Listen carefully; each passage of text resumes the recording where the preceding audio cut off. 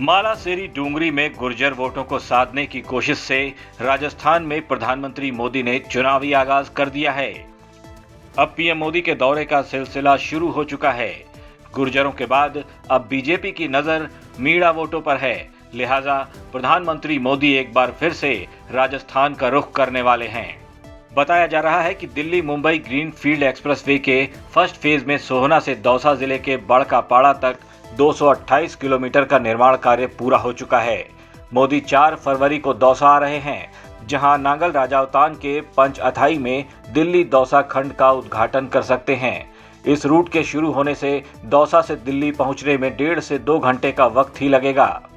इस रूट से जयपुर को भी जोड़ा जाएगा। इसके लिए बांदीकुई से जयपुर तक नए एक्सप्रेसवे के लिए जमीन अधिग्रहण का काम भी पूरा हो चुका है।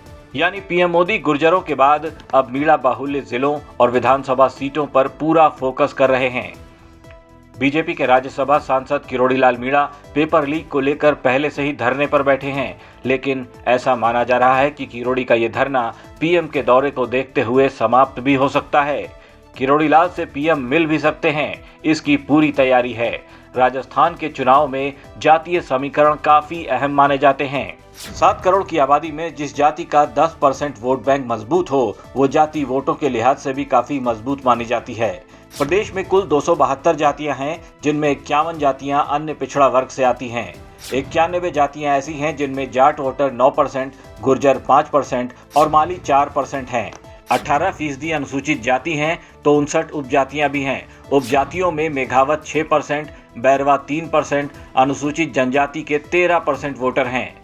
12 उपजातियों में मीणा 7%, भील 4% और 18% अन्य वोटर आते हैं। ब्राह्मण 7%, राजपूत 6% और वैश्य 4% आते हैं।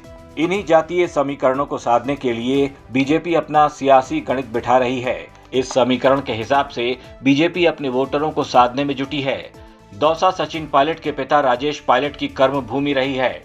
सचिन पायलट का भी दौसा में काफी अच्छा दबदबा है।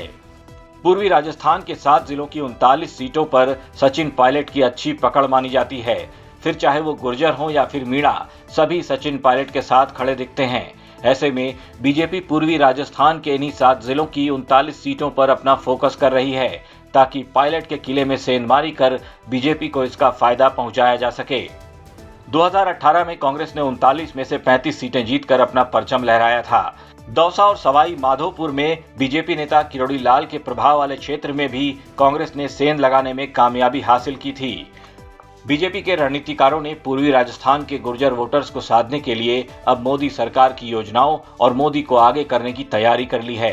सियासी जानकार मानते हैं कि कांग्रेस की अंदरूनी कलह का बीजेपी को कुछ फायदा मिल सकता है, लेकिन पूर्वी राजस्थान में सचिन पायलट के समर्थक और कांग्रेस के परंपरागत वोटरों को डिगा पाना बीजेपी के लिए इतना आसान भी नहीं रहने वाला, क्योंकि पूर्वी राजस्थान में आज भी राजेश पायलट को लोग याद करते हैं, सचिन पायलट में उनका अक्स देखते हैं।